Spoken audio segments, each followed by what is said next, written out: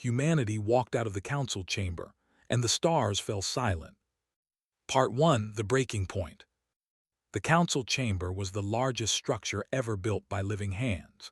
It floated at the center of known space, a massive ring of metal and glass that could hold 10,000 beings at once. Light from a dozen distant stars poured through its crystal walls. The floor was made of stone taken from 12 different worlds, one for each of the elder species who ruled the galaxy. Park stood at the speaking platform and looked up at the 12 elevated seats. The representatives of the elder species looked down at her. Some had scales, some had feathers, some had skin that shifted colors with their moods. All of them shared one thing: they saw her as something lesser. She was the ambassador of Earth. She had held this position for 15 years. Before her, her mother had held it. Before her mother, her grandmother. 3 generations of Park women had stood in this exact spot, asking for the same thing, receiving the same answer. Today would be different, could feel it in her bones. The High Speaker, a tall creature with silver scales and 4 arms, raised one hand for silence. The chamber fell quiet. 10,000 beings from across the galaxy watched from the observation galleries.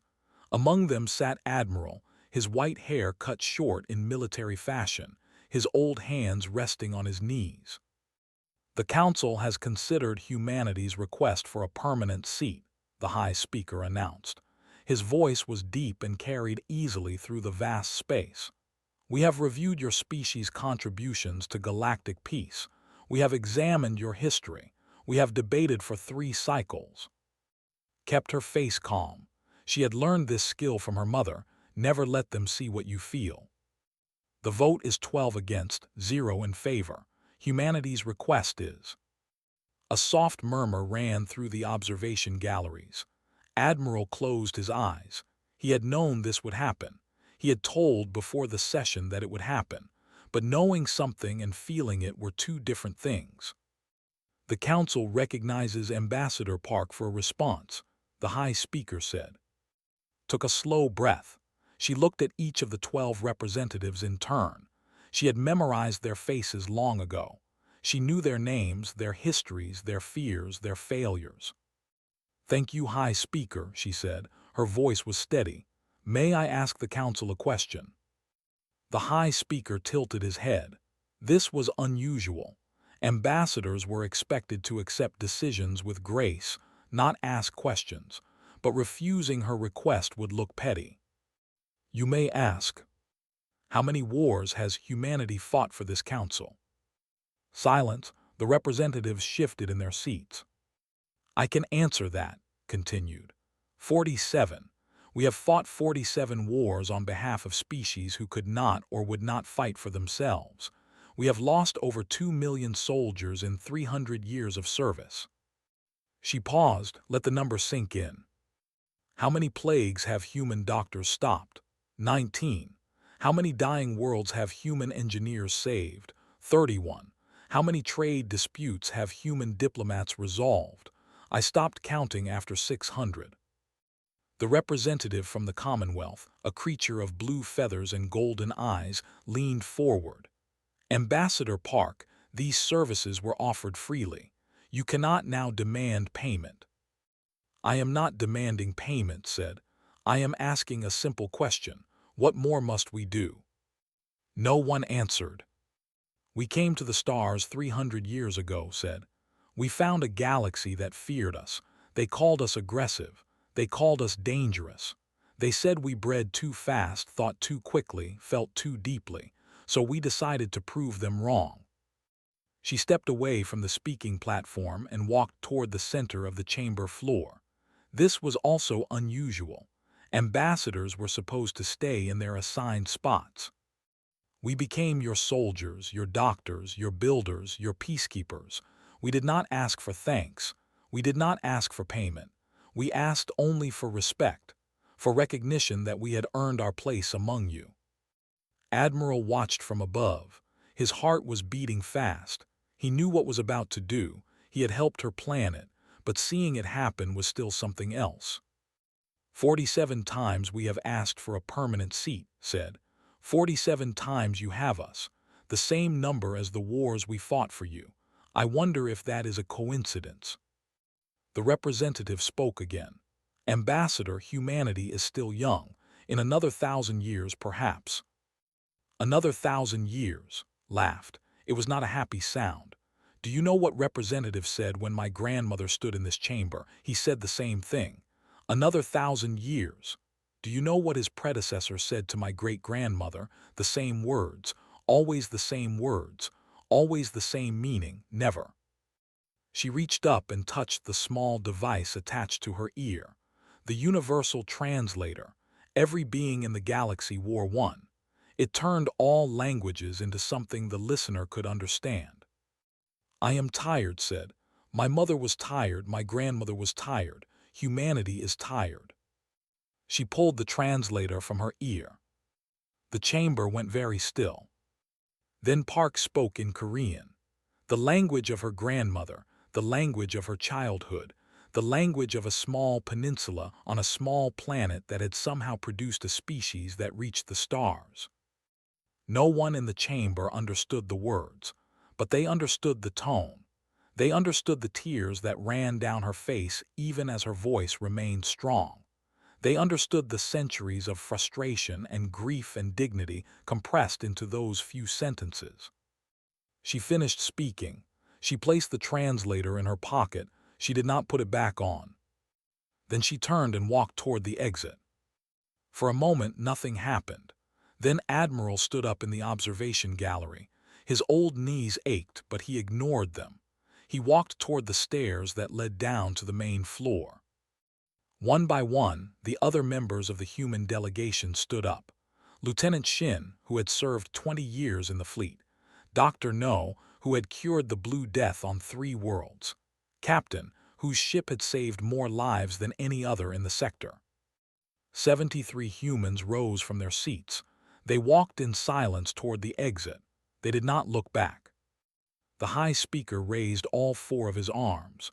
"Ambassador Park, this is unprecedented. You cannot simply leave." Did not respond. She did not turn around. She kept walking. The great doors of the council chamber opened before her. Beyond them lay the long corridor that led to the human ships. Beyond that lay Earth. Beyond that lay whatever future humanity would build for itself. She stepped through the doors. Her people followed. The doors closed behind them. In the council chamber, 10,000 beings sat in stunned silence. No species had ever walked out of the council. No species had ever rejected the system that had governed the galaxy for 10,000 years. The High Speaker lowered his arms. He looked at his fellow representatives. For the first time in living memory, he did not know what to say. In the observation gallery, a young officer watched the empty seats where the human delegation had sat. His name was, and he had served alongside humans during the border wars. He had seen them die to protect his people. Now they were gone. The stars, it seemed too, had suddenly become very quiet. And somewhere in the back of his mind, a small voice whispered, "What have we done?" Humanity walked out of the council chamber, and the stars fell silent. Part 2: The Withdrawal. 6 months had passed since the walkout. The galaxy was still trying to understand what had happened. Captain stood on the bridge of the HSS Silent Dawn and watched the stars drift past the window. Her ship was one of the last human patrol vessels still operating outside human territory. Most of the fleet had already returned home. Her orders were clear: complete current rescue operations, respond to no new calls, and return to Earth within 30 days. She had 19 days left. "Captain," Lieutenant Shin looked up from his console. His face was troubled. "We are receiving a distress signal." Did not turn around. Source: a transport. The ship is called Bright Morning. They are carrying 3,000 civilians. Their engine has failed. They are in a decaying orbit around a gas giant. They have maybe 6 hours before gravity pulls them in. Closed her eyes, though of course it had to be. She remembered what the representative had said during the council meeting. She had watched the recording many times. Humanity is still young. Such polite words, such careful cruelty. She also remembered what another official had said at a diplomatic dinner 3 years ago, when he thought no humans were listening. He had called them clever animals. He had said they were useful for fighting and building, but not for thinking or leading. Captain's voice was uncertain. "What are your orders?" Turned around. Her bridge crew was watching her. They had all heard about the dinner comment. They had all felt the sting of contempt at some point in their careers. Engineer No spoke from her station. "Our orders are to complete current operations only. This is a new distress call. We are not required to respond." "I am aware of our orders," said. 3,000 civilians, said quietly, including children. The transport was carrying families to a new colony. Shook her head. "The same species that has us respect for 300 years. The same species whose ambassador called humanity too emotional to sit on the council. Let them call someone else for help." "There is no one else," said. "The nearest non-human ship is 12 hours away. They will be dead before it arrives." Looked at the main screen. It showed the location of the bright morning, a small dot falling toward a massive sphere of swirling gas. 3,000 lives. 3,000 beings who had probably never met a human, who had probably absorbed their culture's quiet contempt without questioning it. 3,000 people who would die in 6 hours if she did nothing. Set a course, said, "maximum speed." Stared at her, "Captain." "I heard your objection, engineer. It has been noted. Now follow my orders." The silent dawn turned and accelerated toward the dying ship. They arrived with 2 hours to spare. The bright morning was tumbling slowly, its engines dark, its hull by some kind of collision. Perhaps an asteroid, perhaps pirates. It did not matter now. Directed the rescue operation herself. They used tractor beams to stabilize the transport. They sent over engineering teams to repair the most critical systems. They evacuated the most vulnerable passengers, the children, the elderly, the sick, to the silent dawn. It took 4 hours. When it was done, the bright morning was stable and its passengers were safe. Its crew was exhausted. They had worked without rest because that was what humans did. The captain of the bright morning requested permission to come aboard the silent dawn. Granted it. His name was Sorrel. He had blue feathers that were dull with stress and golden eyes that looked haunted. He found on the observation deck, staring out at the gas giant that had almost killed his passengers. "Captain," he said, his voice was thick with emotion, "I do not have words sufficient to thank you. You saved 3,000 lives today. You saved my family. My daughter was on that ship." Did not turn to look at him. "How old is your daughter?" 8 years. "Does she know what your leaders say about humans? Does she know that your ambassador called us too young to deserve respect? Does she know that one of your officials called us clever animals?" Sorrel was silent for a long moment. I have heard such things. I am not proud of them." "But you did not speak against them." "No, I did not." Finally turned to face him. Her eyes were calm but cold. "Let me tell you why I saved your ship, Captain Sorrel. It was not because your people deserve it. It was not because I have forgotten the insults. It was not because I hope this will change how they see us." She stepped closer. Sorrel, despite being taller than her, found himself stepping back. "I saved your ship because of who we are, not because of who you are. Humans help those in need. It is what we do. It is what we have always done. We do not require gratitude. We do not require respect. We do it because it is right." She paused. "But I want you to remember something. The next time one of your leaders speaks against humanity, the next time someone at a dinner party calls us clever animals, remember this day. Remember that we came when no one else would. Remember that we saved your daughter." Sorrel's feathers had gone pale. "I will remember." "Good, now return to your ship. We will escort you to the nearest station." After that, we are going home." Sorrel left without another word. On the bridge was waiting. "The government has sent a message. They wish to express official gratitude. They are asking if we would like a commendation ceremony." Laughed, it was a tired sound. "Tell them no. Tell them we do not need their ceremonies. Tell them," she paused, thinking, "tell them that silence would be more appropriate." Silence. Yes, let them sit with this. Let them think about what happened today. Let them wonder why we helped them when we had every reason not to. The silent dawn began its long journey home. Behind them, the bright morning limped toward safety, carrying 3,000 who had been given a gift they did not understand. Across the galaxy, similar scenes were playing out. Human ships responding to final distress calls. Human doctors treating final patients. Human engineers completing final projects. One by one, they finished their work and turned toward Earth. And one by one, the systems they left behind began to fall apart. Trade routes that humans had protected were now hunting grounds for pirates. Border disputes that humans had mediated were escalating into skirmishes. Plagues that human doctors had contained were spreading again. The council held emergency sessions. They passed resolutions. They made speeches. They did everything except admit the truth. They needed humanity more than humanity needed them. On Earth, Ambassador Park watched the reports come in. She felt no satisfaction. She had not done this to punish anyone. She had done it because her people deserved better than endless servitude without recognition.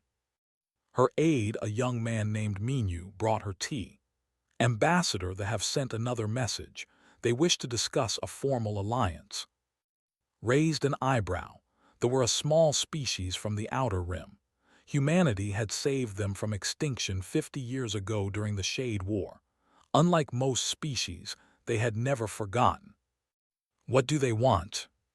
"They want to leave the council. They want to stand with us." Set down her tea. She looked out the window at the blue sky of Earth. For 300 years, humanity had reached outward. Perhaps it was time to see who would reach back. "Tell them we are listening," she said. The first crack in the old order had appeared. More would follow. Humanity walked out of the council chamber, and the stars fell silent. Part 3: The Silence. 2 years had passed since humanity walked out of the council. The galaxy was burning. Han knelt in her garden and pressed her old hands into the soil. She was 73 years old. Her back ached. Her knees complained. But she kept working because the tomatoes needed tending and the weeds would not pull themselves.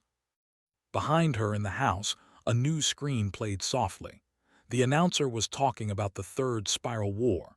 3 species were fighting over a region of space that humanity had kept peaceful for 2 centuries. Already millions were dead. The council had called for peace talks, but no one was listening. Why would they? The council had no power without humans to enforce its decisions. Had spent 40 years as a diplomat. She had negotiated 17 peace treaties. She had prevented at least 6 wars. She had done this work quietly, without recognition, because that was what humanity did. Now she grew tomatoes and tried not to think about the lives she could have saved if she was still out there. The back door opened. Her granddaughter Han walked into the garden carrying 2 cups of tea. She was 25 years old, an engineer, part of the generation that had grown up after the walkout. She had never known the service era. To her, it was just history. "Grandmother, you should rest." Took the tea and sat back on her heels. "I will rest when I am dead. Until then, these tomatoes need me." Sat down on the garden bench. She was quiet for a moment, watching her grandmother work. Then she said, "Can I ask you something?" "You can always ask." "Why did we do it?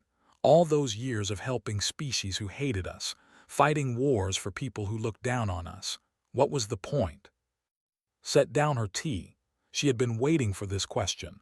Every young person asked it eventually. "When we first reached the stars," she said, "we found that the galaxy was afraid of us. They had met young species before. Most of them were aggressive.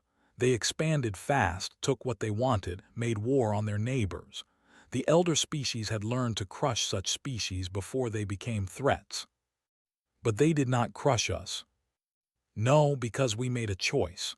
We decided to prove that we were different. We would not conquer. We would serve. We would show them that humans could be trusted. Frowned, but it did not work. They still hated us. They still us respect. Was quiet for a long moment. She looked at her tomatoes, red and ripe in the afternoon sun. She thought about all the years she had spent trying to build bridges that others burned down. "You are right," she said finally. "It did not work the way we hoped. We believed that if we were kind enough, helpful enough, patient enough, they would eventually see us as equals. We were wrong. Some minds cannot be changed by kindness. Some prejudices are too deep." Then why do it at all? Turned to look at her granddaughter. Looked so much like her mother had at that age. The same sharp eyes, the same stubborn jaw, the same hunger for answers. "Because it was right," said. "Because helping others is good, even if they do not deserve it. Because we were building something important even if we did not see it at the time." Building what? A reputation, a legacy, a truth that could not be smiled. For 300 years we proved who we are. Now the galaxy is learning what life is like without us. Every war that we would have prevented, every plague that we would have cured, every disaster that we would have stopped, these are lessons. Hard lessons, painful lessons, but lessons that words alone could never teach. The news screen changed to a different story. The Confederacy had officially withdrawn from the Council. They had signed a mutual defense pact with humanity. 3 other small species had done the same. Watch the screen. Remember what we did for them. Yes, not everyone forgot. Not everyone is ungrateful. The ones who remember are the ones worth building with. That evening on the other side of the planet, Admiral sat in his office and read a message that had just arrived. It was from a group of young officers, 12 of them from 6 different species. They were requesting asylum. They wanted to come to Earth. They wanted to serve alongside humans. He read their names. A named.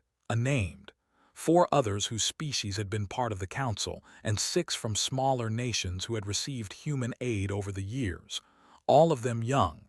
All of them disillusioned with the old order. Leaned back in his chair. He was 81 years old. His son had died 30 years ago defending a colony from raiders.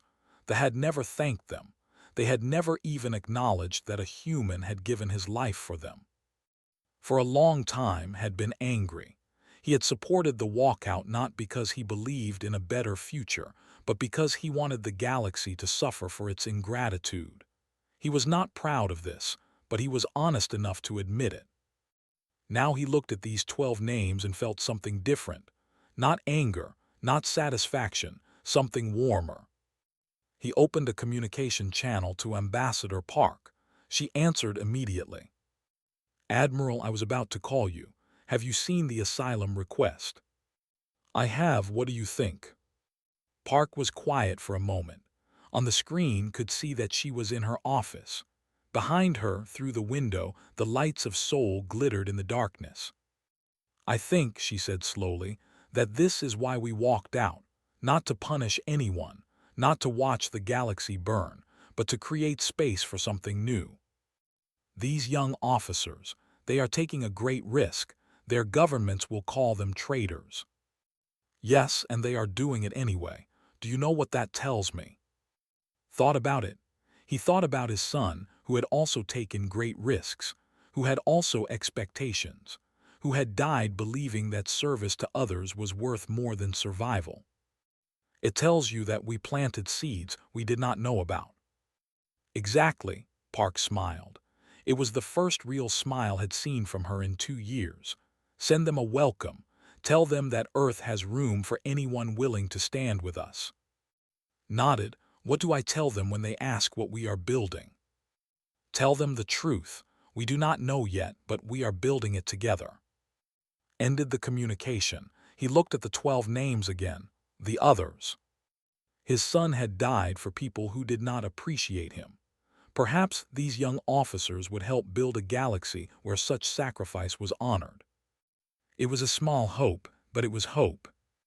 And in a galaxy that had grown so dark, even small lights mattered. Humanity walked out of the council chamber, and the stars fell silent. Part 4: The Reckoning. 5 years after the walkout, the Galactic Unity Council was dying. The great chamber was half empty. Of the 12 elder species, only 8 still attended sessions. The others had either collapsed into civil war or had quietly stopped sending representatives. The observation galleries, once packed with diplomats and journalists from across the galaxy, now held only a few hundred beings. High Speaker looked out at the empty seats and felt the weight of history pressing down on him. His predecessor had presided over the vote that humanity their seat. His predecessor had watched Park walk out those doors. Now was left to manage the ruins. "The council recognizes the representative from the Commonwealth," he announced. The representative rose. His name was, and he had replaced the previous ambassador who had resigned in disgrace. The Commonwealth was falling apart. 3 of their outer colonies had declared independence. Their economy was collapsing. Their military was stretched thin trying to maintain order. High Speaker said, "I bring a proposal from the remaining council members. We wish to invite humanity to return." A murmur ran through the chamber. This had been discussed in private for months, but hearing it spoken aloud was still shocking. "We are prepared to offer them a permanent seat," continued. 2 permanent seats if they desire. We are prepared to formally acknowledge their contributions to galactic peace. We are prepared to issue an official apology for past misunderstandings. On Earth, Ambassador Park watched the broadcast with her advisors. She was 53 now, and the years of struggle had left their mark on her face. But her eyes were still sharp. Her mind was still clear. "An apology," said Admiral. She was no longer a captain. The new human government had promoted her after her service during the withdrawal. They think an apology will fix 300 years of contempt. "They are desperate," said Minyu, who had risen from aide to deputy ambassador. "The empire is expanding. Without humanity to check them, they have conquered 6 systems in the past year. The council cannot stop them." Park nodded slowly. "Call a session of the parliament. This decision belongs to all of humanity, not just us." The Stellar Parliament was humanity's new governing body. It had been formed 2 years after the walkout, when it became clear that Earth's old national governments could not manage humanity's new position in the galaxy. Representatives from every human world and station gathered in the Great Hall in Geneva. Park presented the council's offer. She did not recommend acceptance or rejection. She simply laid out the facts and let the representatives debate. The debate lasted 3 days. Some argued for return. "We left to make a point," said Representative O from the Mars colonies. "The point has been made. Now we should go back and help stabilize the galaxy before more millions die." Others disagreed strongly. "Go back to what?" demanded representative from the outer settlements.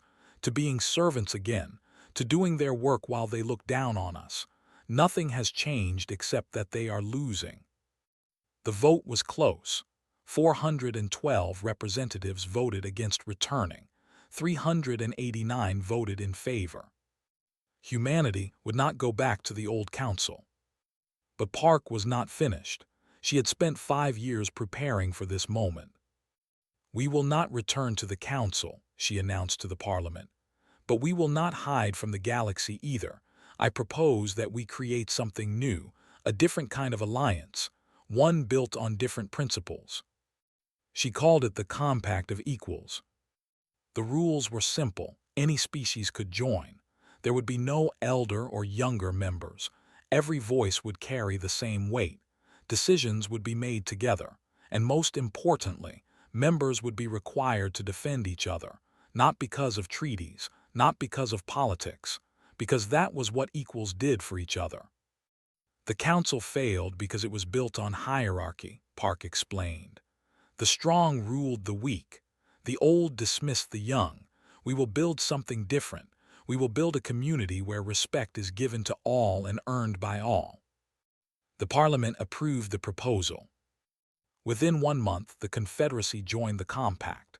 They were the first, but they had been ready for years. Within 3 months, 47 other species had joined. Most were small nations that had received human aid during the service era. They remembered what humanity had done. They wanted to be part of whatever humanity was building.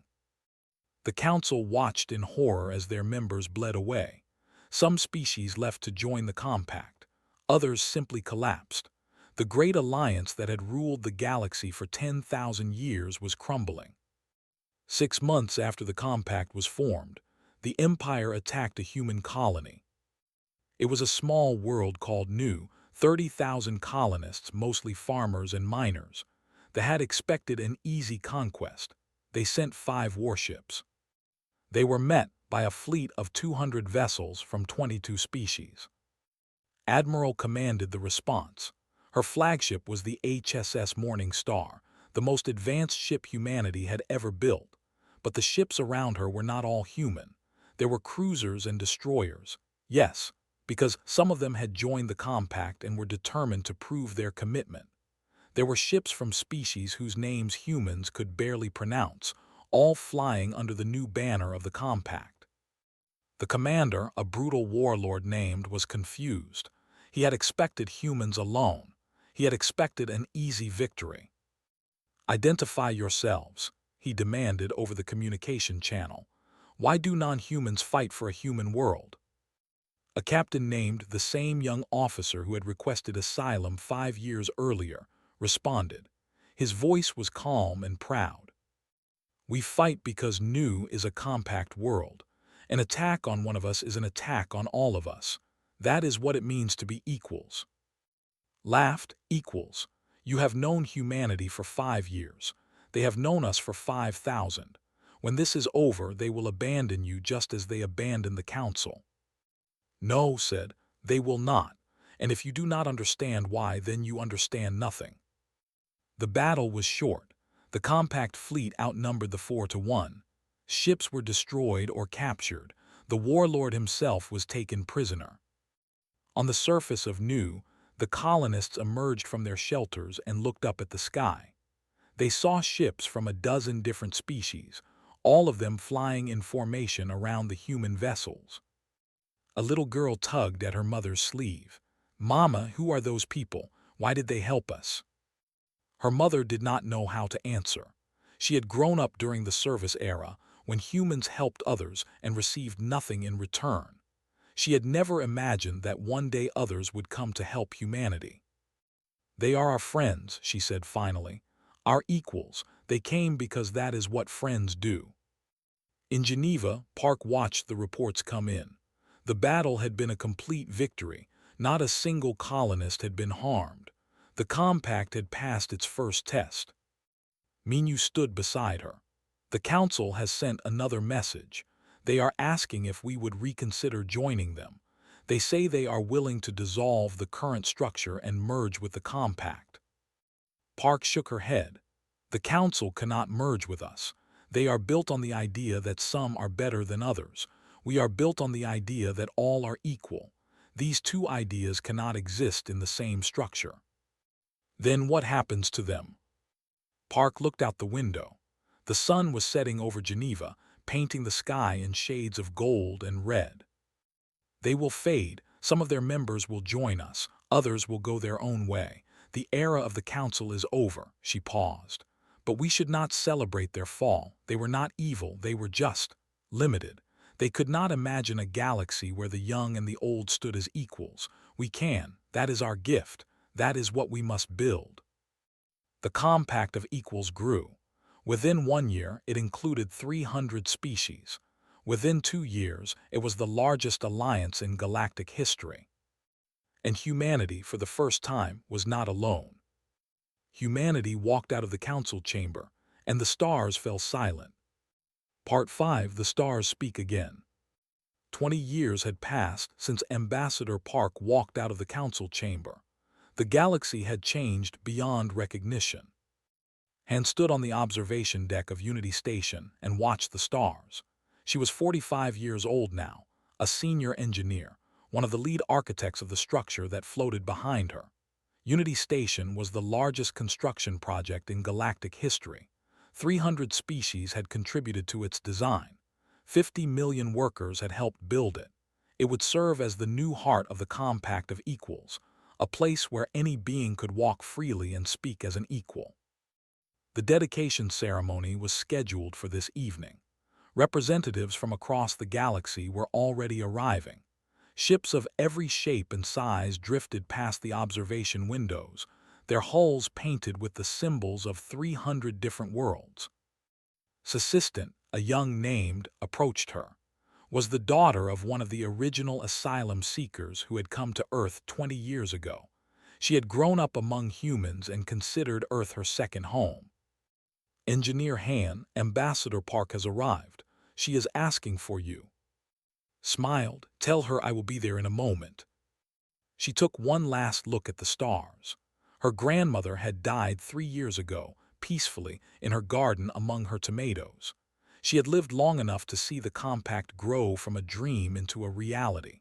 She had lived long enough to know that her years of service had not been wasted. Still missed her every day. The ceremony hall was vast. It could hold 100,000 beings, and tonight it was full. Delegates from every Compact world were present. Journalists from 1,000 news services were broadcasting to trillions of viewers across the galaxy. At the center of the hall, on a raised platform, Park prepared to speak. She was 73 years old now, her hair white, her face lined with age. But her eyes were still sharp. Her voice was still strong. She had led humanity through the walkout, through the withdrawal, through the building of the Compact. Now she would dedicate the structure that would carry their work into the future. Admiral sat in the front row. He was 101 years old, the oldest living human veteran of the service era. He needed a walking frame now, and his hands shook constantly. But he had refused to miss this day. His son had died 30 years ago for people who did not appreciate him. Tonight would see the world his son's sacrifice had helped create. Park stepped up to the speaking platform. The hall fell silent. 20 years ago, she began, I stood in a different chamber and spoke to a different audience. I asked the Galactic Council to recognize humanity as equals. They refused, so I walked out. She paused, letting the memory settle over the crowd. At the time, I did not know what would happen next. I did not know if humanity would be isolated or attacked or forgotten. I only knew that we could no longer accept a place in a system that treated us as lesser beings. She looked out at the assembled delegates, humans, hundreds of other species, all of them watching, all of them listening. The stars fell silent when we left. For a while the galaxy seemed empty, but silence is not emptiness. Silence is the space where new songs can begin. She gestured toward the great windows that lined the ceremony hall. Beyond them, Unity Station stretched into the distance, a ring of metal and light that circled an entire moon. This station was built by 300 species working together, not as masters and servants, not as elders and children, as equals. Every beam was placed by hands of different shapes.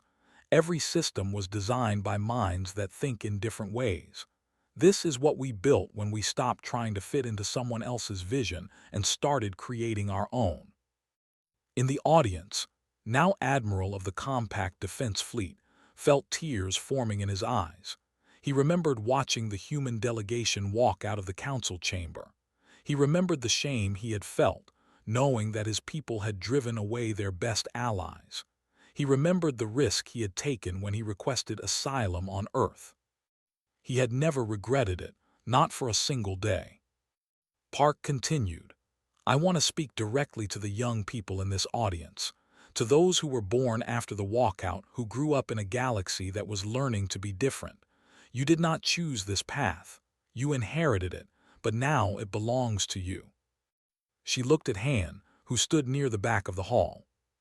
My generation made a choice to stop being servants. Your generation will make a different choice. What kind of equals you want to be. The compact is not perfect. It will never be perfect. But it is ours. It belongs to all of us. And what we do with it will determine whether the galaxy becomes a place of cooperation or a place of fear. Admiral was crying now. He did not try to hide it. Around him, many others were crying too. Humans, aliens, beings who had once been enemies, now sitting side by side, sharing the same emotions. Park smiled. It was a gentle smile full of warmth and hope. 20 years ago, I removed my translator and spoke in Korean. I spoke the language of my grandmother, the language of my childhood. No one in the council understood my words, but they understood what I was saying. I was saying, we are not your servants. We are not your soldiers. We are human beings and we deserve respect. She touched the translator on her ear. Today I will end my speech the same way, but this time I think more of you will understand. She removed the translator. She looked out at the 100,000 beings gathered before her. And she spoke in Korean, the language of a small peninsula on a small planet, the language of farmers and scholars, of warriors and poets, the language of a people who had reached the stars and changed the galaxy. But this time something was different. In the audience, translators hummed softly, but many beings did not need them. They had learned Korean over the past 20 years as a gesture of respect, as a way of saying, we hear you, we understand you, we stand with you. When Park finished speaking, the hall was silent for a long moment. Then the applause began. It started with the humans, but it spread quickly. Soon the entire hall was on its feet, clapping and cheering and making sounds of celebration in 100 different ways. Park bowed her head. She had done what she set out to do. She had given her people dignity. She had helped build something better. Now it was time for others to carry the work forward. After the ceremony, she found Admiral sitting alone in the observation gallery. He was looking out at the stars, his old face peaceful. She said softly, "How are you feeling?" He turned to her and smiled. "I was thinking about my son. He would have been 62 this year. He would have loved this." Park sat down beside him. He helped build this. Every human who served during those years helped build this. Their sacrifice was not wasted. "I know," nodded slowly. "For a long time I was angry. I wanted the galaxy to suffer for what they did to us. But tonight, I do not feel angry anymore. I just feel grateful." Grateful for what? That I lived long enough to see it. That his death meant something. That we became what we were always supposed to be. Park took his hand. They sat together in silence, two old warriors who had fought the hardest battle of all, the battle to build something better. Outside the windows, Unity Station glittered in the starlight. Ships came and went, carrying beings from 300 worlds. The communication channels hummed with voices speaking 1,000 different languages. The galaxy was alive again. The stars, which had fallen silent 20 years ago, were speaking once more. And the song they sang was one of hope. Far away, in the ruins of the old council chamber, a single maintenance drone moved through the empty halls. The 12 elevated seats were covered in dust. The crystal walls were dark. No one had visited this place in years. But on the speaking platform, someone had left a small object. It was a translator, old and worn, its casing scratched from years of use. Park had returned it on the 10th anniversary of the walkout. She had placed it there without ceremony, without witnesses, a private gesture, a closing of a circle. The translator sat on the platform, silent and still, a reminder of the day when one woman had removed it and changed the galaxy. The stars had fallen silent that day. But in the end, silence was just the beginning.